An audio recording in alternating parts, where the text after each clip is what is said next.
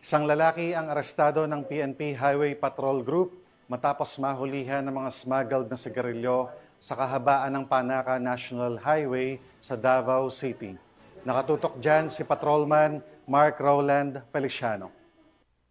Ng mga operasyon kontra karnaping at pagpapatupad ng mandato ng PNP Highway Patrol Group, isang lalaki ang huli ng mga operatiba ng Regional Highway Patrol Unit 11. Habang nagsasagawa ng anti-carnapping operation ay na-flag daw nila ang isang puting mini Suzuki van na may lamang mga smuggle na sigarilyo na may market value na 300,000 piso. Naganap ang operasyon sa kahabaan ng Panacan National Highway sa Davao City nitong nakarang araw lamang. Nagbigay naman ng panayam ang Regional Chief ng Regional Highway Patrol Unit 11 sa nasabing operasyon. The team observed a Suzuki minivan illegally parked along the National Highway of Davao City. Upon verification, the driver identified as alias Hadjan. Then, upon ocular inspection, the team discovered that the vehicle was loaded with 20 boxes of suspected smuggled cigarette with an estimated market value of 300,000 pesos.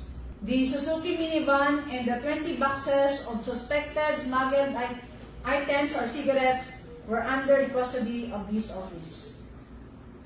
Kinilala ang suspect na si alias Shadrach, 46 na taong gulang na tagasa sa Davao City. Hindi na nakapalagpa ang suspect at binasahan ang kanyang karapatan sa salitang kanyang nauunawaan at pansamantalang nasa kustudiya ng Regional Highway Patrol Unit 11 ang suspect habang inihahanda ang kaso laban dito. Samantala ang nasabing sasakyan at mga sigarilyo ay magsisilbing ebidensya laban sa suspect. Sa anumang katanungan, reklamo o impormasyon, ang himpilan ng HPG ay palaging bukas upang kayo'y tulungan. Kami ang Highway Patrol Group, ang kakampi nyo sa kalsada na patuloy na magbibigay ng serbisyong HPG dahil dito sa ating bagong Pilipinas. Ang gusto ng pulis, ligtas ka.